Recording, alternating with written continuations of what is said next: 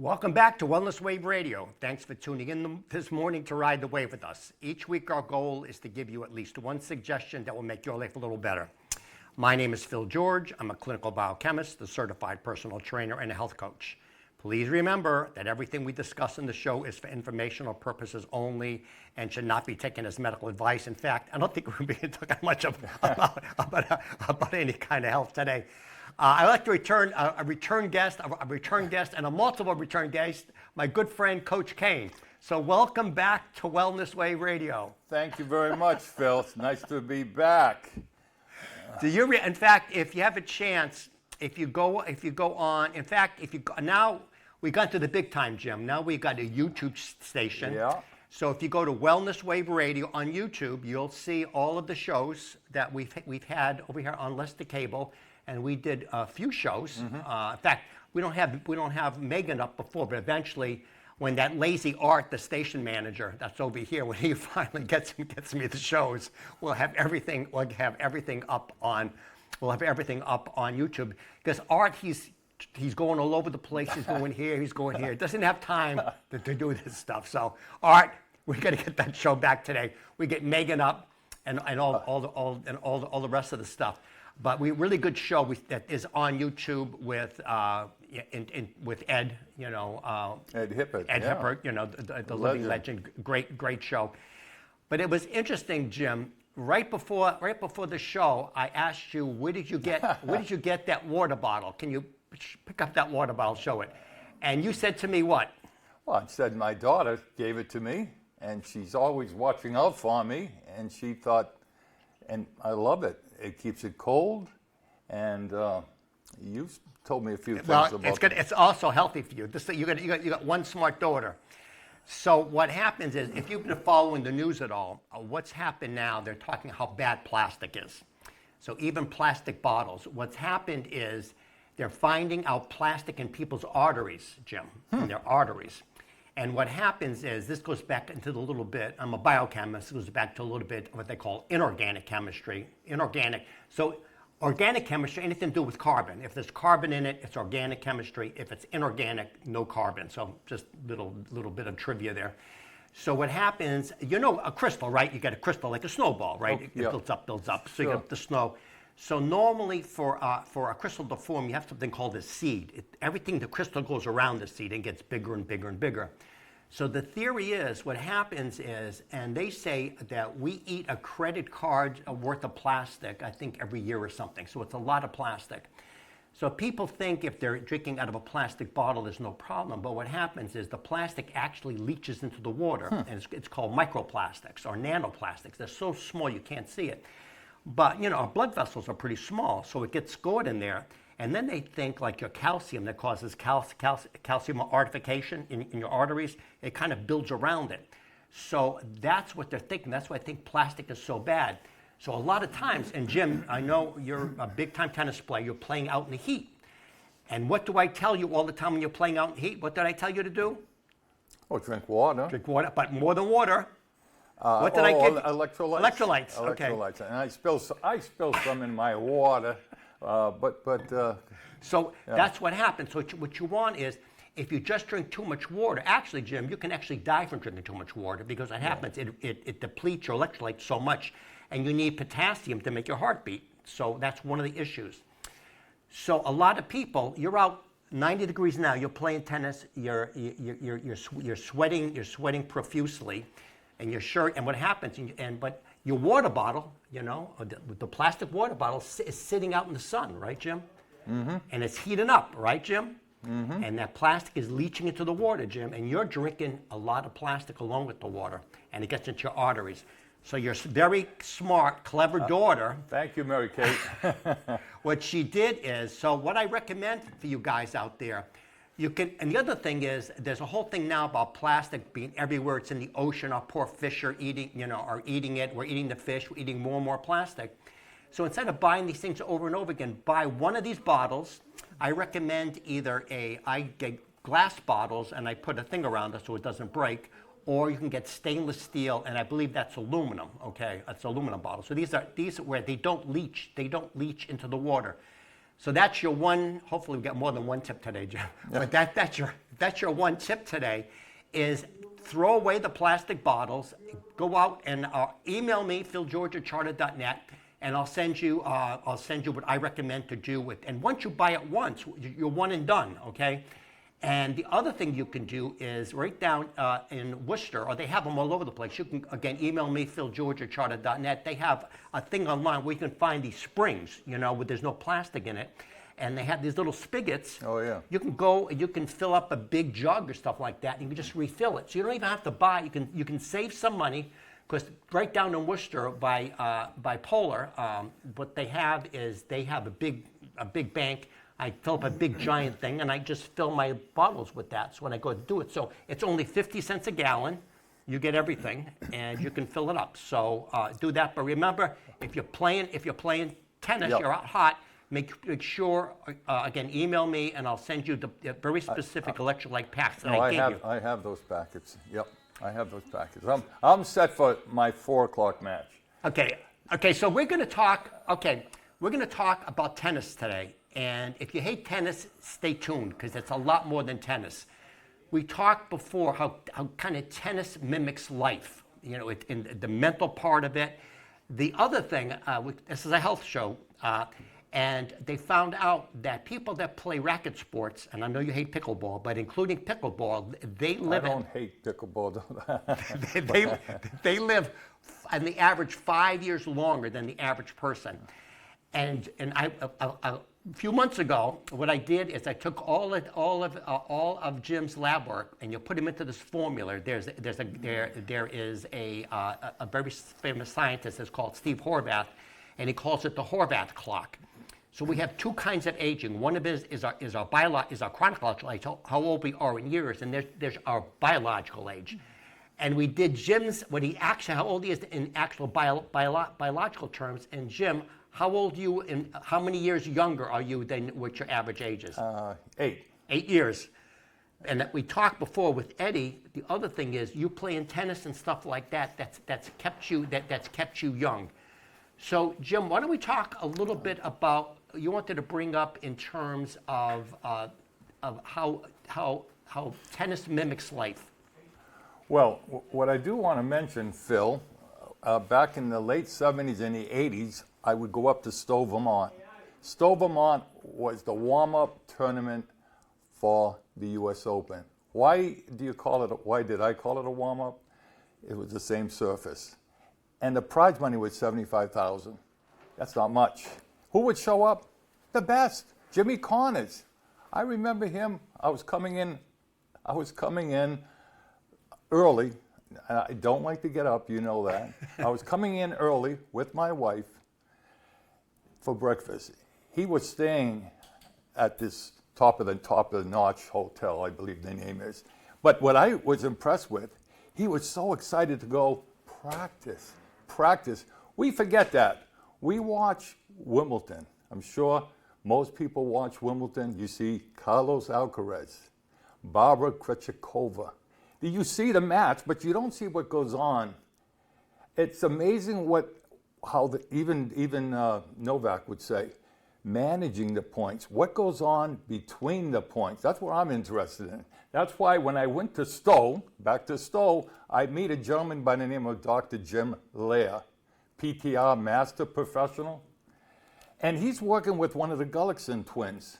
And he has a book out, which is just book, not the same book, but it's Athletic Excellence Training Workbook, Jim Lair. So I studied, I researched. I want to interrupt you. Okay. So for the audience, so Jim Nair, he's a sports psychologist. So the other thing, you correct me if I'm wrong, because you're the expert on this, Jim. Most professional athletes have at least 3 trainers. Okay, one of them is watching the strokes. Yeah. Same with the pitcher, watching the pitcher. The other one is a strength and agility coach. Yeah. The moving correctly. We talked about that. Team. And the third one is the sports psychologist. Yeah. And what I remember somebody saying to me once when I was, tennis way back when, you go out and watch 2 people warm up and they get in their match. You can't tell the difference between the number 1 in the world and the number 100. Because Jim, we talk about this. It's all between the ears. It's how you manage those points. Yes. Basketball, you're on the free throw line. You're going to make 2 free throws. The game depends on these 2 free throws. How well can you manage that? And I think this, and you mentioned before the show, Jim Lear, he goes up before businesses. Yes, At businesses, and he says, you got a deadline, Lester. You got to get this completed by this point, and the pressure's on you. Or you go to a big meeting and you're pitching a new account. How do you deal with that? You go up in front of a TED Talk. We talked about the TED Talk, the Superman pose. Yes. You know, it's basically is the mental part. So And that's crucial. And he teamed up with Jack Groppel, and they created the Human Performance Institute. But I remember I was talking, believe it, I don't know why I got these tickets, somebody gave it. I'm talking to Rod Laver, Rocket Rod Laver, and I was young, and he was playing Vitas Gerulaitis. Remember that name? yeah. Great guy. The Lithuanian, and Vitas, you know this. Vitas was a big playboy. He was a big one with the girls. Anyways, that's awesome. And then didn't he lose to Jimmy Connors 16 straight times? Yeah. And then he finally won one, and the reporter asked him about it. He said, nobody beats Vitas more than 16 times or something. But I was talking to Laver. He was standing in front of me, and I asked the stupid questions like, how do you hit your backhand? But the thing he told me is what you're saying. He said, you know what? People who are watching, I'm playing with a rookie, I'm playing against a rookie. You can't tell who's the better player until the match is in balance. It could be the third set. It could be a tiebreaker. That's where the champions who know how to manage their emotions, who have the confidence, who have the trust. So when I met Dr. Jim Lear, he's working with one of the Gullickson twins. One of the Gullickson twins was Pete Samprage's coach. And they were wonderful human beings. We'd see him around, we'd see him up at the lounge with their wives. But anyways, he had this booklet out, and after the match, he would say to the Gullicksons, hey, here are 16 performance criteria. Rate yourself. 1 being poor, 2 being better, 3, 4. Well, I followed the whole thing. I went with the, I would meditate, transcendental meditation. I would meditate. I had a mantra. My mantra was let go. When I'm in a match, let go. Then after a while, people are reading my lips, and I said, you know, I'm going to have an anchor. They called it an anchor. So when I did at night, I would start with my toes, squeeze them for 10 seconds, let go. Yeah. And I'd work my way up until my eyebrows, let go. Then I would do this instead of saying let go. I'm out in a mat. I'm going to interrupt you right there. Yes, please. Okay, this is something to take away. Again, this is only about tennis. What you're talking about is a way people can go to sleep. Exactly what you said. What happens is when you, I talk to so many people, and one of my pillars of health is sleep. It's so important. And your mind is racing, and you don't know what's going on. What you said is one of the techniques they give people to go to sleep. First, you tense your toes. Yeah. Then you go all the way up the body, because what happens is, once you're thinking about doing these things, what it does is it relaxes your body. So for the audience out there, if you have trouble going to sleep, follow Jim's tips. You can email me, philgeorge@charter.net. They have a very specific videos on how to do that. Well, I'm standing, as you reminded me, I'm standing on the shoulders of great people. This gentleman, John Kabat-Zinn at UMass? Yeah. Stress reduction. He's in at halftime to a pro basketball team. And he's relaxing them. Because if you're in competition, you need, at a certain point, you have to have an optimum in terms of your energy. And speaking of energy, Linda LeClaire wrote many books. She goes out as a private coach. I met her and her husband, Bryce. But they're hired.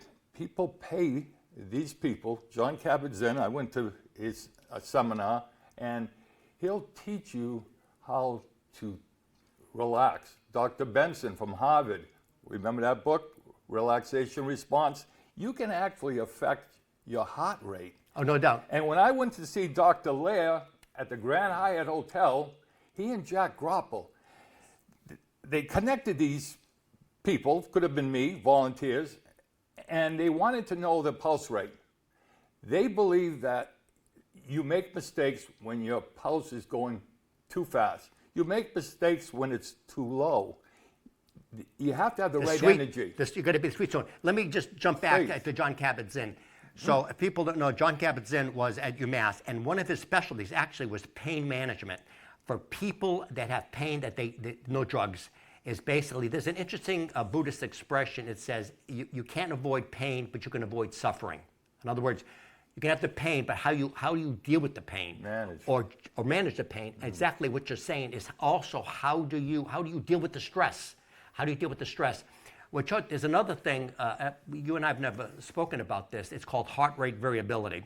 And what happens, it's not like heart rate. So what they found out, again, a little bit into the biochemistry, you can be in one or two states. One of them is called, you have what's called the autonomic nervous system, the central nervous system. One of them is called the sympathetic nervous system. That's the fight or flight. You know, you're ramped up, cortisol's going. Then what's called parasympathetic, which is the rest and recovery. So you want to be, and they can measure it, called HRV. I have something called an Oura ring. It measures that for me. I know I can look at it any point in time. It'll tell me exactly what am I in sympathetic, fight or flight, or am I in rest and recovery. When you're talking about, we talked about this at the coffee shop. You have to be a little bit excited. Yes. But you can't be overly excited. Yeah. And I think that's one of the reasons why in sports, just like in a tennis match, just like Tom Brady, he's been in this so many times. Yeah. So if you're brand new, you're a rookie, you come out to the Super Bowl, or you're Caitlin Clark. This is your first game, or maybe your first championship. You don't know what to expect. You're excited. Yeah. You can you're probably too ramped up. But you've been in there 12 times, like Tom Brady. You've been there. You're excited, but you're not overly excited. That's so true. I mean, I remember playing football at Southbridge, and you're saluting the flag, and I'm nervous. But I'm saying, that's good. If I wasn't nervous, it wouldn't work out. So, but once the game, I will never forget, my football coach brought me into his office, and I wish I knew the animal that he compared me to. He says, you know, you're such a nice, quiet gentleman. He said, but you get between the lines. You become a beast. You're like a mongoose. I don't know if you call me a mongoose or a barracuda. and even when we played against Bartlett, I played baseball for Webster Dudley Legion. So I knew the football players. So when we would play in a Thanksgiving Day game, and I heard that the coach said, hey, you got to get Gentleman Jim. Well, after they tackle me, just for the fun of it, I would say, hey, Lenny, that's a great tackle. You know, just to kind of give it to him a little bit. Or Jimmy Mason, hey, that's a great tackle. But trash talk. Yeah. Trash talk. That's trash talk. But again, I think this all relates. I mean, we all have stresses in our life. We can't avoid stress, but we have to know how to manage the stress. And I think another reason why, you know, you and I obviously are big into sports. It does so much for you in terms of that. It gives you these life lessons. The other thing is, because you know I'm a big gym rat, so I go to the gym all the time. But the other thing is they found out, especially as people get older, they lose more and more friends. Their social group gets smaller and smaller. Mm-hmm. I just read, a study came out just a couple of weeks ago, that if your loneliness, isolation is equivalent to smoking like 5 or 6 cigarettes a day. It has a terrible, terrible thing on your health. So if you're going to the gym, or you're playing tennis, or you're playing pickleball, or whatever your sport is, you're going to socialize. And I think, and Artie was mentioned, and he may take up pickleball. Yeah. That's great. Whatever you want to do, that socialization, it's so important for your health. I got my 4 pillars of health I talk about. In fact, if you have a chance, you may want to check out, my radio show on WCRN. I had a ear, nose, and throat specialist, double board certified, and she talked a lot about this. It's so important. We're very tribal animals, Jim. We're tribal. We're like smart monkeys. We have to be around the other monkeys, right?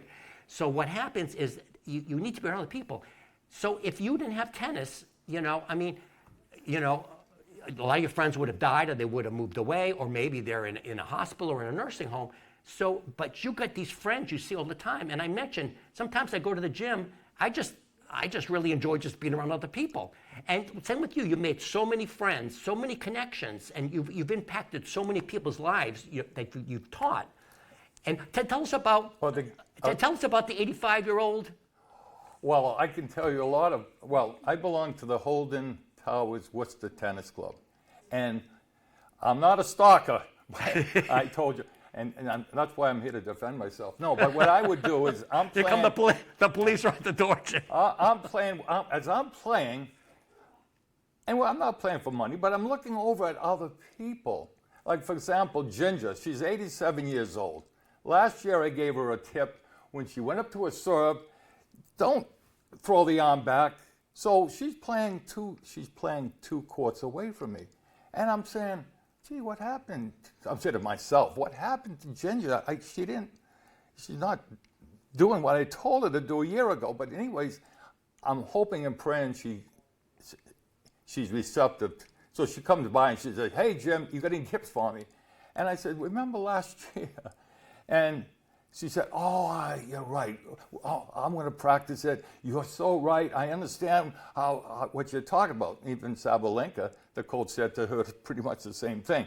When you go to serve, you've got to kind of stop so that it kicks in. But she's one of them. Then I met Betsy. I mean, stop. Okay, so the other thing, guys. You kick me if I'm talking too much. You're fine. I'm talking too much.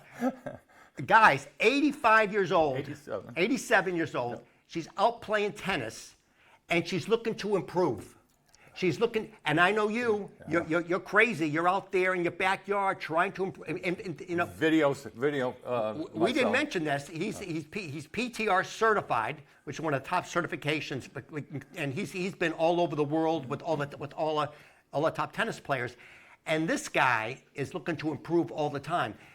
Whether it's tennis, whether you want to get better at your profession, you always want to be a lifelong learner, whatever that is, to improve. And I don't think you don't think it's wrong of me when I look around, and sometimes I say, I would just like to just tell them. And 98% of the time, I get up the gumption to, excuse me, could I just, because I know there's just one part of that kinetic chain. And the teacher in me, I was a teacher for 35 years, and my mother wanted to be a teacher, but back then she had to work to support her brother, who was allowed to go to Rensselaer. But what I'm trying to say is I sometimes can't help myself. I'm playing with Rob, 2 courts down, this young woman and her boyfriend, or maybe she's married, that's not the point. She was so relaxed, everything was going, but she had the famous dead arm. Yeah. And I said, if she could only get the arm up, and you'd have the symmetry, you have the balance. I did not. I resisted. I did not go up to her and say, excuse me. Some of the people know me around there. So like Betsy, guess what? She had trouble with the left hand. I said to her 15 years ago, use a forehand. 2-handed forehand. She's a tournament player. She plays 2-handed forehands. So anyways, I'm not a stalker, but I can't help myself. And I look for the good. Like Jack, Topspin Jack. Yeah. I have a website. No, I don't. I have a YouTube site where I call it Peer Tennis Lessons, where you learn from not the pros, from the people who are out there. So you have like a YouTube thing. Yep. Okay. So email me, philgeorge@charter.net. If you want, I'll shoot it over to Jim, because I don't want you stalking Jim. I don't want you stalking Jim. So shoot it over to me, and I'll get it over to Jim. But what Jim's talking about, and the difference, it's sometimes the smallest change will be. So I'm going to just demonstrate what Jim's talking about. So what Jim and I both do, because I'm also an instructor in terms of different types of fitness, And what Jim's talking about, a lot of people when they go to hit the shot, this hand is dead. Yeah. We call it dead arm. Dead so arm. they go like this. Wounded arm. Yeah. They go like this. And what Jim's saying, in order you want to go together, these two things is almost parallel. So what Jim did, he basically he turned it into a 2 arm. So she hit it with 2 arms. And she liked it. And sometimes what some people do is they'll wind up hitting 2 hands on both sides. Yeah. So Like Monica Seles. So a small change can make a huge difference. That's where I'm obsessed with. If we can just make that small change, then the whole kinetic change, because it comes right down. When you watch Carlos and you watched Barbara, they have a similar forehand, and it's a big forehand. So they're here, and then they come back with 2 hands on the racket, and the racket's on the outside, and then it comes on the inside. Now the left hand gets out of the way. Of course, they sit down. That's why we get Megan in here. She's going to have to do the 3-point landing, come back here, and then they come out. And look at my eyes. What would some of the people up at my club do? They'd be looking. So now he comes around. Sometimes they don't catch the racket. Why? It's going too fast. They're going to hurt themselves. The left hand is still here. So Carlos and Barbara would, and me may not catch it, but look at where it is. And where did he get the time? You know how they get the time? As they're coming down from the split stop, they already know it's a forehand. They've already turned. That because they better be ready, because they have a big looping, capital C, outside, inside, and it's a figure 8. That's why the 8 board, Jack Browdy's 8 board. I had my 3-year-old granddaughter a week ago riding the 8 board. Anyways. But I think the point we're trying to make Yep. is small changes, and even for everyday life, where you know, if you make small changes. That famous book we talked about, Atomic Habits by James Clear, which we both love. Get that book, Atomic Habits by James Clear. They make these little tiny changes. Little changes for little things. So these are all things that you need to do in terms of your life or anything else. Yeah, I think I Ray, have got a time? feeling time is up. Okay. Boy, that went by fast. So next week, if Megan's back, we're going to have Megan actually demonstrate. We're going to do a whole bunch of drills and stuff like that. And so it's beautiful weather, a good time to take up tennis. And we'll be back next week. And thanks so much for coming on, Jim. Thank Okay, you. good to see you. Always a pleasure. And so tune in to Wellness Wave Radio on YouTube, and we'll be on there. See you next week.